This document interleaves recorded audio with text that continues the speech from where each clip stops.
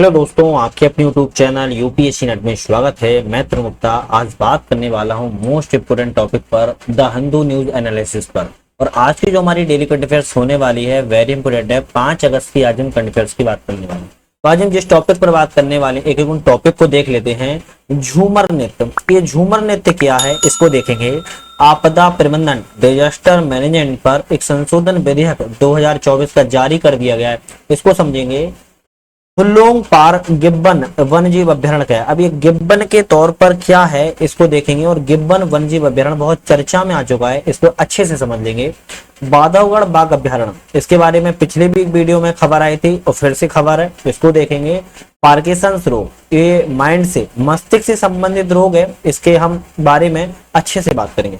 खबरों में हमारी 2 खबरें होंगी, तो टोटल आज हम यहाँ पर 8 खबरों की बात करने वाले हैं, जो कि एग्जाम्स के पॉइंट ऑफ व्यू से वेरी इंपॉर्टेंट होने वाली है। तो मैं तरुण गुप्ता आज जल्दी से बात करता हूँ आज पहली करंट अफेयर्स की। और करंट अफेयर्स से बात करने से पहले चैनल को सब्सक्राइब लाइक शेयर कर लीजिएगा। हमारा ऐप आ चुका है जिसकी नेट लर्निंग ऐप नाम है, लिंक इसकी डिस्क्रिप्शन में लगी हुई है। तो आज की हमारी खबर पहली है झूमर नृत्य। ये झूमर नृत्य क्या है और झूमती हुई महिलाएं और पुरुष आपको यहाँ पर देखने को मिल रहे हैं। जैसे कि पुरुष यहाँ पे ढोल बजा रहे हैं, बीन सी बजा रहे हैं, और आप देख सकते हो महिलाएं डांस कर रही हैं। अब ये झूमर नृत्य क्यों चर्चा में है, तो असम सरकार 8000 चाय की जनजाति कलाकारों के लिए एक भव्य झूमर नृत्य की प्रस्तुति के लिए कमर कस रही है। कौन सी सरकार कस रही है? असम गवर्नमेंट। ध्यान रखिएगा, असम गवर्नमेंट 8000 चाय की जो जनजाति हैं उन कलाकारों के लिए झूमर नृत्य प्रस्तुत करने के लिए कह रही है। झूमर नृत्य के बारे में समझते हैं तो असम की चाय जनजाति समुदायों का एक पारंपरिक नृत्य है। कौन सी? जो असम की चाय जनजाति है उनका एक पारंपरिक नृत्य है। यह नृत्य आमतौर पर असम में शरद ऋतु के मौसम में किया जाता है। कौन से मौसम में? शरद ऋतु के मौसम में किया जाता है। यह नृत्य पश्चिम बंगाल के कुछ हिस्सों में भी होता है। जो वेस्ट बंगाल है, आपको पता होगा कि असम का जो हिस्सा है कुछ वेस्ट बंगाल से लगा हुआ है। तो वेस्ट बंगाल और असम में तो मुख्य तौर पर होता ही होता है, लेकिन कुछ हिस्सों में, नॉर्थ के हिस्सों में, पश्चिम बंगाल में भी होता है। यह नृत्य कौन करती हैं? तो युवा लड़कियां द्वारा ज्यादातर खुले मैदान में, जैसे कि मैदान और पेड़ के नीचे किया जाता है। लड़कियां इस नृत्य को पुरुष सदस्यों के साथ ताल और स्वर को बनाए रखने में और संगीत वाद्य यंत्र बजाने के लिए करती हैं। तो इसमें ज्यादातर जो महिलाएं होती हैं वो डांस नृत्य करती रहती हैं, और पुरुष होते हैं वो संगीत और वाद्य यंत्र बजाते हैं, और दोनों में आपस में तालमेल बना रहता है, तब ये जाके ये नृत्य होता है। और नृत्य का नाम क्या है? झूमर नृत्य।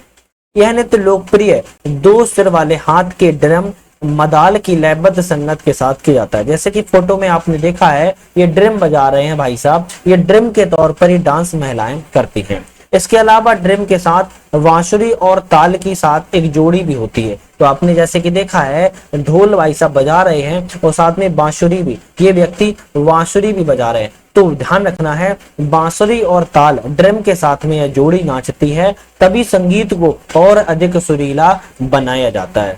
तो झूमर नृत्य का संबंध किस राज्य से है? तो मुख्यतः तो असम राज्य से है, लेकिन अगर कभी एग्जाम में असम ना आगे ओनली वेस्ट बंगाल आ जाए तो आप टिक लगा दोगे वेस्ट बंगाल से भी है। लड़कियां ज्यादातर एक दूसरे की कमर पकड़कर हाथों और पैरों के आगे पीछे हिलाते हुए नृत्य करती हैं। क्या करती हैं लड़कियां? एक दूसरे की कमर पकड़ती हैं और हाथ और पैरों को आगे पीछे करते हुए नृत्य करती हैं। इस नृत्य में गीत और संवाद शामिल होते हैं, जो आम लोग रोजमर्रा के जीवन की खुशियां, दुख, तड़प और आकांक्षाओं को दर्शाता है। कभी कभी यह नृत्य एक अनुष्ठान पूजा के रूप में भी किया जाता है, कभी प्रणय निवेदन और प्रेम प्रसंग के लिए भी किया जाता है। तो कभी कभी असम की जो चाय जनजाति है उन समुदायों के द्वारा वर्षा की प्रार्थना के लिए भी किया जाता है। तो एक ही नृत्य है, झूमर नृत्य है, जो कि अलग अलग चीजों पर किया जा सकता है। जैसे कि किसी पूजा के अनुष्ठान पर किया जा सकता है, जैसे कि प्रेम में किया जा सकता है, किसी का प्रेम प्रसंग है उस प्रेम प्रसंग में किया जा सकता है, और वर्षा के लिए प्रभु से प्रार्थना करने के लिए भी किया जा सकता है। तो झूमर नृत्य का संबंध असम और पश्चिम बंगाल राज्य से है, और ये बहुत ज्यादा चर्चा में है। ध्यान रखना है, इसमें एग्जाम में कभी कभी आता है कि बांसुरी ड्रम ताल के साथ बजाया होता है ये नृत्य, तो इंपोर्टेंट है ये चीज। ठीक है, चलो आज के हम नेक्स्ट करंट अफेयर्स की बात करते हैं। हुल्लोंगो पार गिब्बन वन्यजीव अभ्यारण्य। तो गिब्बन वन्यजीव अभ्यारण्य क्या है इसको समझते हैं, और यही गिब्बन है, ध्यान रखिएगा, बड़ा प्यारा जीव होता है ये, है ना। समझते हैं चर्चा में क्यों है। तो केंद्रीय पर्यावरण वन जलवायु परिवर्तन मंत्रालय के द्वारा होलोंगो पार गिब्बन वन्यजीव अभ्यारण्य के कुछ हिस्से में तेल और गैस की खोज की गई है और इसकी मंजूरी से लुप्तप्राय जो हुल्लोल गिब्बन है उसको अधिक खतरा हो सकता है। कहां पर, जो गिब्बन वन्यजीव अभ्यारण्य है और ये कहां पर है, असम राज्य में है। कहां पर है, असम राज्य में गिब्बन वन्यजीव अभ्यारण्य है और यहाँ पर क्या खोज की गई है, तेल और गैस की खोज की गई है। अब तेल और गैस की खोज की गई है, आपको पता है जब खोज की गई है तो उसको निकालने के लिए भी मंजूरी मिलेगी। अब जब निकालने के लिए मंजूरी मिलेगी तो हुल्लोल गिब्बन के लुप्त प्राय होने के लिए खतरा और बढ़ जाएगा, तो इसीलिए यह चर्चा में आ चुका है। तो एग्जाम में आ सकता है वन्यजीव अभ्यारण्य कहां पर है, असम राज्य में है। समझते हैं अब इस वन्यजीव अभ्यारण्य के बारे में एक एक चीज को। तो असम के जोरहाट जिले में सदाबहार वन का एक अलग संरक्षित क्षेत्र है। यह असम सरकार के द्वारा 1997 में वन्यजीव अभ्यारण्य का इसको दर्जा दिया गया था। तो एक कैसा क्षेत्र, एक संरक्षित क्षेत्र है और असम सरकार ने 1997 में इसको वन्यजीव अभ्यारण्य सरकार दर्जा दिया हुआ था। यह एकमात्र ऐसा अभ्यारण्य है जिसका नाम गिब्बन के नाम पर रखा गया है। ध्यान रखिएगा, भारत का एकमात्र ऐसा अभ्यारण्य है, गिब्बन के नाम पर इसका नाम रखा गया है क्योंकि यह असम में सबसे घनी गिब्बन आबादी के लिए जाना जाता है। मतलब कि जो गिब्बन की, ध्यान रखिएगा, जो गिब्बन की सबसे अधिक आबादी है वो इसी क्षेत्र में असम के जोरहाट जिले में देखने को मिलती है और इसी वन्यजीव अभ्यारण्य में गिब्बन वन्यजीव अभ्यारण्य नाम रख दिया गया है। 100 से 120 मीटर मतलब कि 330 और 390 फीट की ऊंचाई पर यह स्थित है। स्थलाकृति की बात किया है तो दक्षिण पूरब से उत्तर पश्चिम की ओर धीरे धीरे नीचे झुकती हुई इसको मिलती है। अगर यहाँ की नदी की बात की जाए, भोगदोई नदी अभ्यारण्य की सीमा पर अर्ध हाइड्रोफाइटिक पौधों से भरा एक जल भराव क्षेत्र बनाती है। तो यहाँ पर कौन सी नदी प्रमुख है, भोगदोई नदी है। ध्यान रखिएगा, अब एग्जाम में अगर आए तो बता सकते हो भोगदोई नदी प्रमुख है यहाँ की। अगर यहाँ की हम वनस्पति की बात की जाए तो वन की जो ऊपरी छतरी पर होलोंग वृक्ष का प्रभुत्व है और बीच की छतरी पर नाहर वृक्ष का प्रभुत्व देखने को मिलता है। तो आप कह सकते हो कि यहाँ की जो वनस्पति नॉर्थ में पाई जाती है कौन सी है, होलोंग है। कौन सी है, होलोंग है यहाँ पर उत्तरी में। और अगर हम बात करें कि मध्य में, अगर हम इसके बीच में मध्य में बात की जाए, मिडल में बात की जाए तो नाहर वनस्पति देखने को मिलती है। और अगर वही निचली छतरी अगर हम यहाँ पर बिल्कुल साउथ में देखने को देखें तो सदाबहार झाड़ियां और जड़ी बूटियां यहाँ पर देखने को मिलती हैं। तो तीनों चीजें ध्यान रख लो, नॉर्थ में होलोंग मिलता है, मिडल में नाहर वनस्पति मिलती है और जो दक्षिण में निचली छतरी में सदाबहार झाड़ियां और जड़ी बूटियां देखने को मिलती है। अगर यहाँ पर हम जीवों की बात करें, कौन कौन से जीव पाए जाते हैं, तो सबसे पहले तो ध्यान रख लो, भारत का एकमात्र जो गिब्बन हुलॉक है वो गिब्बन है। पूर्वोत्तर भारत का एकमात्र रात्रिचर प्राइमेट बंगाल स्लो लॉरिस में शामिल है। किसमें, जो एकमात्र यहाँ का गिब्बन हुलॉक गिब्बन है वो कि नॉर्थ ईस्ट भारत में एकमात्र रात्रिचर प्राइमेट बंगाल स्लो लॉरिस में शामिल है। और यहाँ पर अभ्यारण्य में कुछ और जीव भी मिलते हैं, जैसे कि भारतीय हाथी मिलता है, बाघ, तेंदुआ, जंगली बिल्लियां, जंगली सुअर, 3 प्रकार के सीवेट देखने को मिलते हैं, 4 प्रकार की गिलहरी यहाँ पर देखने को मिलती हैं, स्टम्प टेल्ड मकॉक देखने को मिलता है, उत्तरी पिगटेल्ड मकाक देखने को मिलता है। तो यहाँ पर कई सारे जीव जंतु देखने को मिलते हैं। ठीक है, तीसरी करंट अफेयर्स की बात करते हैं। आपदा प्रबंधन संशोधन विधेयक 2024 जारी कर दिया गया है। तो आपदा जो आती है, और आपदा किस किस चीज से आती है, बहुत सारी चीजों से आ जाती है। सूखा से आती है, वर्षा से आती है, बाढ़ से आती है, चक्रवात से आती है, और किससे आती है, सुनामी से आती है, सुनामी से आती है, और तूफान से आती है। इत्यादि चीजों से आपदा आती है और आपदा को ही मैनेजमेंट करने के लिए यहाँ पर एक संशोधन विधेयक 2024 लाया गया। अभी हाल ही में बहुत सारे राज्यों में आपदा आ गई है। अगर आप वो राज्यों के नाम जानते हो जहां पर आपदा आई है तो आप मुझे उन स्टेट्स के नाम कमेंट करके जल्दी से बताइए, जल्दी से बताइए। आपदा संशोधन विधेयक पर हम बात कर लेते हैं। हाल ही में सरकार ने लोकसभा में आपदा प्रबंधन 2024 का पेश कर दिया है। तो अभी पेश किया है, ध्यान रखना है। अब इस आपदा प्रबंधन 2024 के बारे में समझते हैं जो पेश किया गया है। यह विधेयक आपदा प्रबंधन अधिनियम 2005 में संशोधन करने का प्रयास करेगा।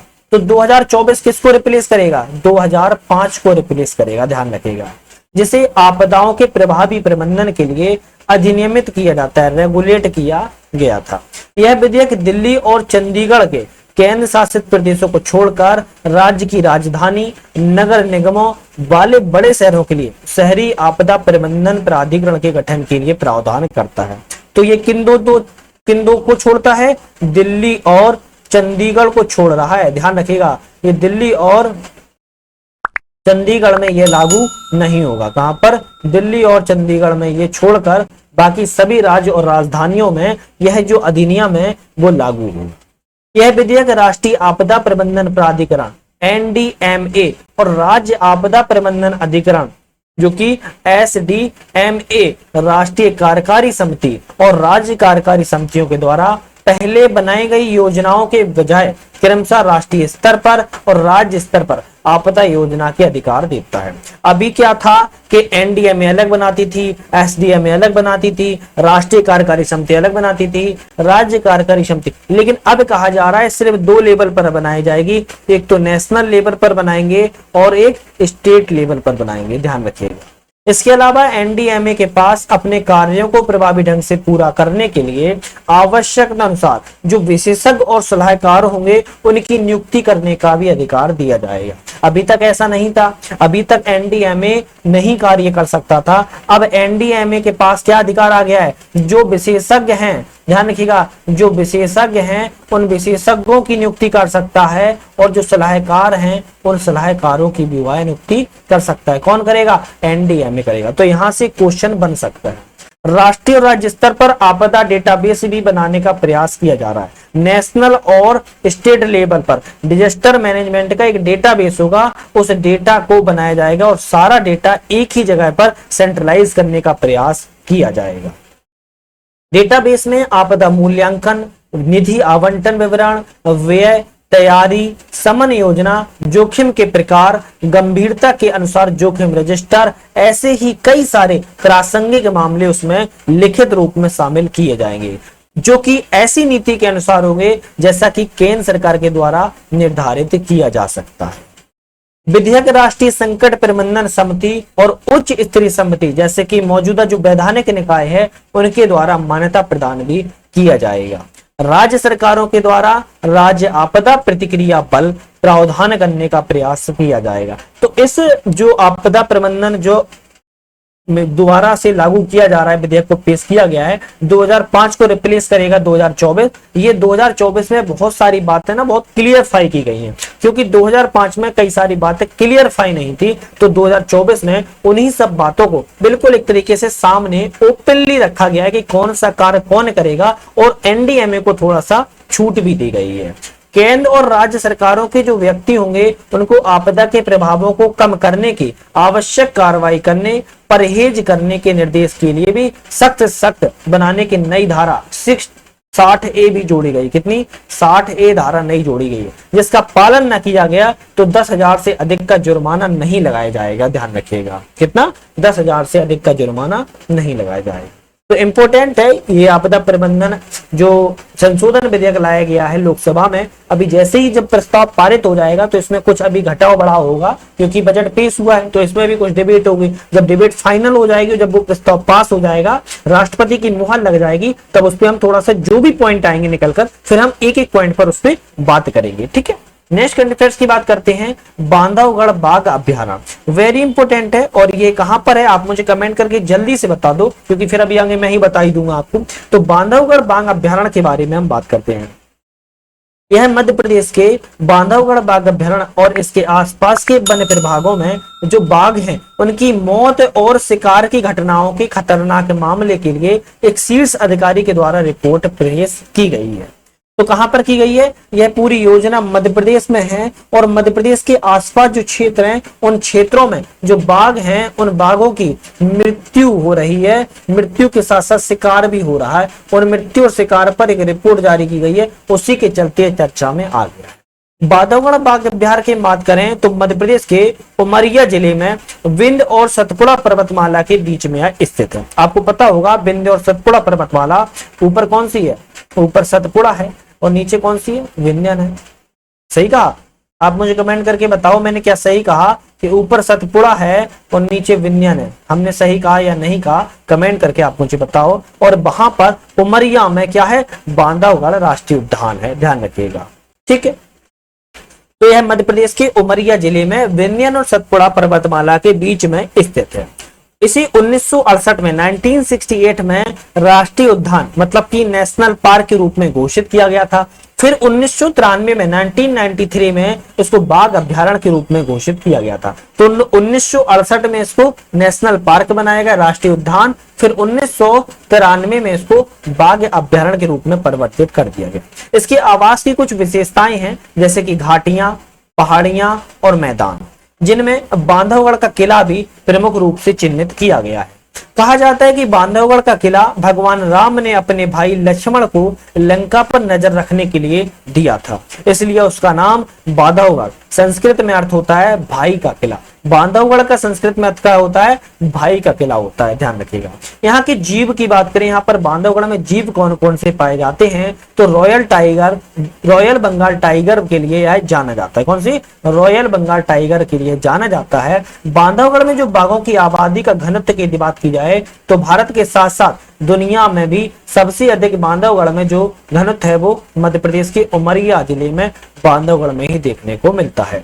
यहाँ के कुछ महत्वपूर्ण प्रजातियों की बात करें, जैसे कि तेंदुआ, जंगली कुत्ता, भेड़िया, शियार, चीतल, सांभर, भौंकने वाला हिरन, नीलगाय, चिंकारा, जंगली सुअर, चौसिंगा इत्यादि जीव यहाँ पर देखने को मिलते हैं। अब यहाँ पर जीवों की बात की है तो हम यहाँ पर कुछ वनस्पतियों की बात कर जाते हैं। इसमें साल, मिश्रित वन और घास के मैदानों के साथ उष्णकटिबंधीय आर्द्र पर्णपाती वन भी यहाँ पर देखने को मिलते हैं। इस क्षेत्र की निचली ढलानों पर बांस के पेड़ फैले हुए हैं, जो निचली ढलान है वहां पर बांस के पेड़ भी फैले हुए हैं, ध्यान रखिएगा।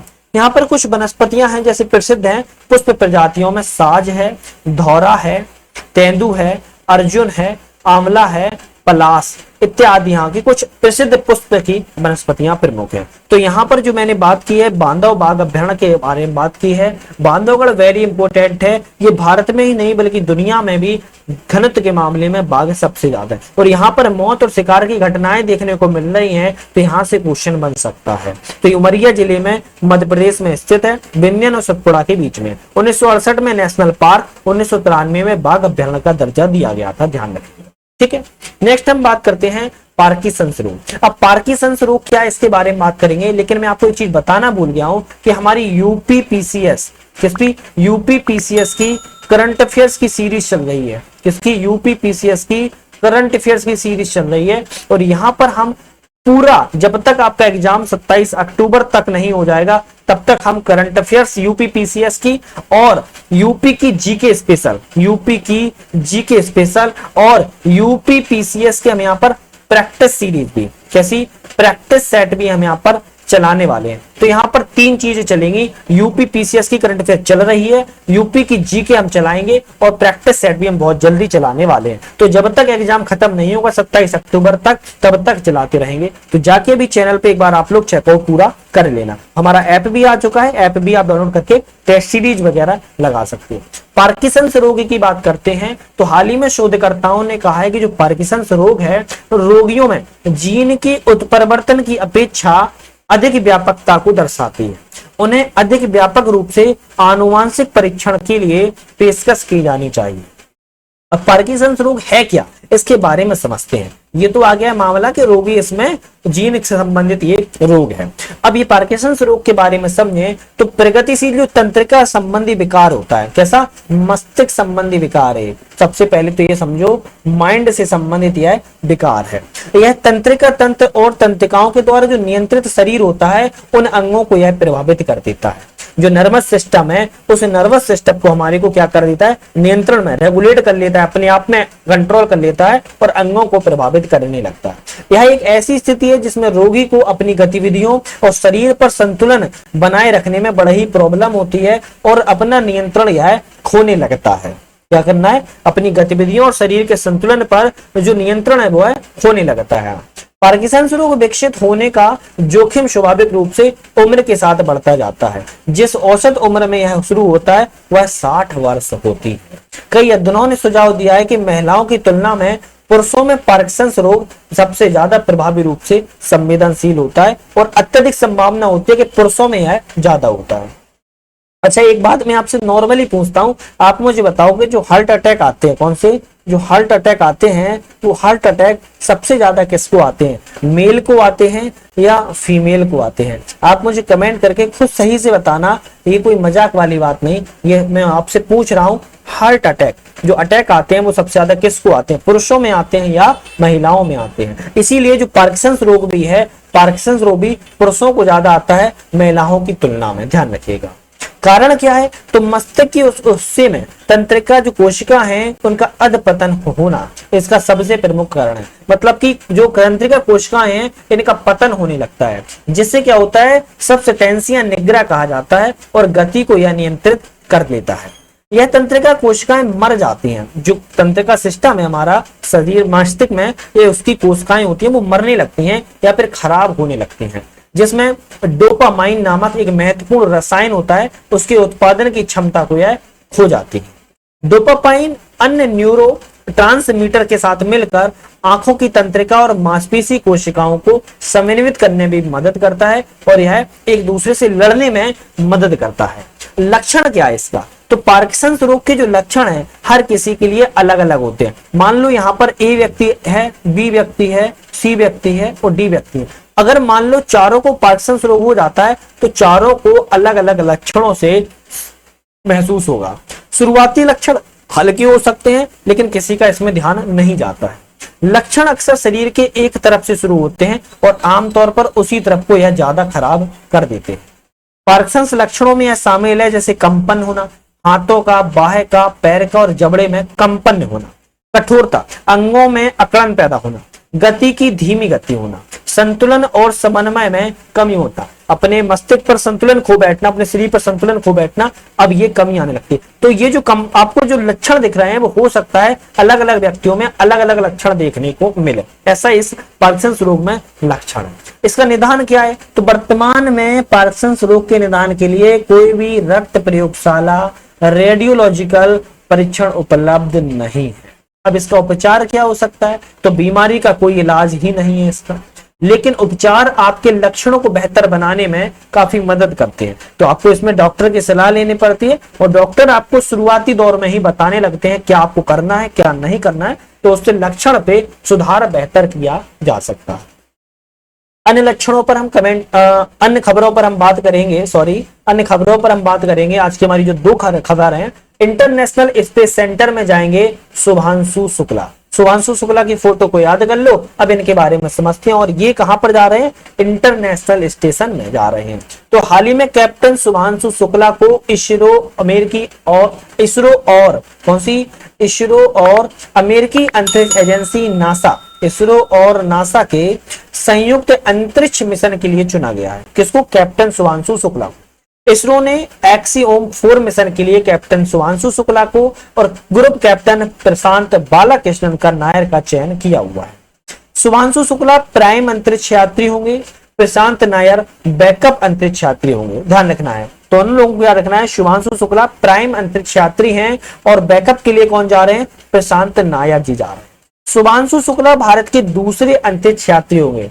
कौन दूसरे अंतरिक्ष यात्री होंगे, तो इसके पहले कौन से थे, राकेश शर्मा जी थे। बहुत बार आप लोगों ने पढ़ा है, 1984 में ये गए थे। कितना, 1984 में राकेश शर्मा भारत के पहले अंतरिक्ष यात्री थे। दूसरे अंतरिक्ष यात्री शुभांशु शुक्ला होंगे। एक्सियोम मिशन की बात करें तो निजी स्पेस कंपनी एक्सियोम स्पेस का मिशन है, मतलब कि एक प्राइवेट स्पेस कंपनी का मिशन है और यह मिशन अक्टूबर 2024 के बाद में लॉन्च किया जाएगा। यह अंतरिक्ष यान स्पेस एक्स रॉकेट के माध्यम से इंटरनेशनल स्पेस स्टेशन में जाएगा। वहां पर जाएगा, इंटरनेशनल स्पेस स्टेशन पे जाएगा।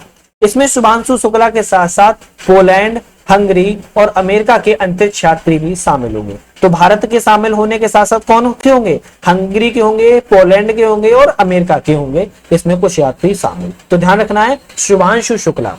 इंटरनेशनल स्पेस स्टेशन के बारे में थोड़ा सा बात करते हैं, जहां पर जा रहे हैं वहां के बारे में तो बात करनी बनती है। इसे 20 नवंबर 1998 को लॉन्च किया गया था इंटरनेशनल स्पेस सेंटर को। अंतरिक्ष में सबसे बड़ा मानव निर्मित ऑब्जेक्ट है। अंतरिक्ष में यात्रियों के लिए आवास के रूप में अंतरिक्ष में यह कार्य करता है।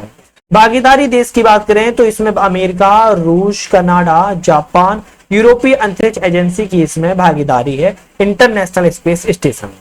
यह अंतरराष्ट्रीय अंतरिक्ष स्टेशन पृथ्वी से लगभग 400 किलोमीटर की ऊपर कक्षा में स्थित है। मान लो हमारी पृथ्वी ये है, यह क्षोभ मंडल में, तो यह बहिर्मंडल से 400 किलोमीटर की ऊपरी कक्षा में इसको क्या किया गया, इसका निर्माण किया गया है। पृथ्वी की कक्षा की और लगभग 28,000 किलोमीटर प्रति घंटे की गति से यह घूमता रहता है। ध्यान रखिएगा, कितने, 28,000 किलोमीटर प्रति घंटे की रफ्तार से पृथ्वी के चारों ओर यह घूमता है। यह लगभग हर 90 मिनट में पृथ्वी की परिक्रमा को पूरा कर लेता है। इसका उद्देश्य क्या है, अंतरिक्ष के बारे में ज्ञान का विस्तार करना और नए वैज्ञानिक अनुसंधान को बढ़ावा देना इसका प्रमुख उद्देश्य है। प्रधानमंत्री सुरक्षित मातृत्व अभियान कार्यक्रम की बात करेंगे और आज की हमारी अंतिम करंट अफेयर्स है। जल्दी से चैनल को लाइक शेयर सब्सक्राइब कर लीजिएगा। आपसे रिक्वेस्ट है, हमारा ऐप आ चुका है जिसकी डिस्क्रिप्शन में लिंक है, नट लर्निंग ऐप, और इस ऐप को डाउनलोड करके आप लोग हमारी पीडीएफ वगैरह डाउनलोड कर सकते हो। साथ में मोस्ट इंपोर्टेंट किसी भी एग्जाम तैयारी कर रहे हो तो टेस्ट सीरीज आप लोग लगा सकते हो। तो प्रधानमंत्री सुरक्षित मातृत्व अभियान की बात करें तो भारत सरकार ने वर्ष 2016 में प्रधानमंत्री सुरक्षित मातृत्व अभियान के तहत इसकी शुरुआत की थी। कब की थी, 2016 में की थी। और केंद्रीय स्वास्थ्य परिवार कल्याण मंत्रालय इसका नोडल मंत्रालय के रूप में कार्यरत है। इसका उद्देश्य क्या है, जो सभी गर्भवती महिलाएं हैं, जो प्रेग्नेंट महिलाएं हैं, उनकी व्यापक और गुणवत्तापूर्ण प्रसव पूर्व देखभाल में सेवा प्रदान करना।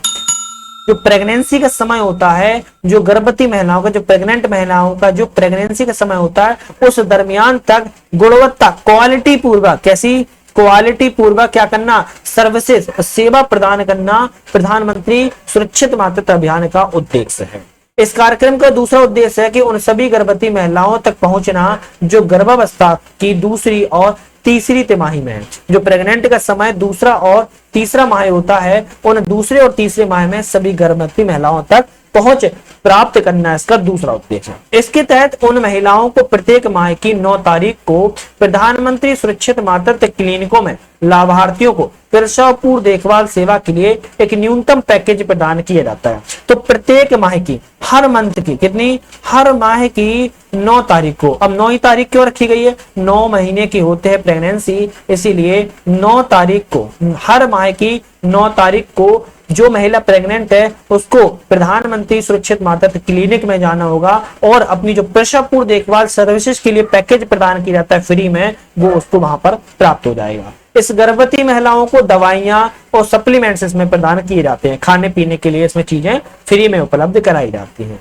तो आज यहाँ पर मैंने मेन टॉपिक्स पर बात की है। उम्मीद है आपको सारा सेशन पसंद आया होगा। इसी तरह की वीडियो देखने के लिए लाइक शेयर सब्सक्राइब कर लीजिएगा। अब हम नेक्स्ट पुनः मुलाकात करेंगे अगली वीडियो में। आज पर वीडियो बनाने का बहुत बहुत धन्यवाद।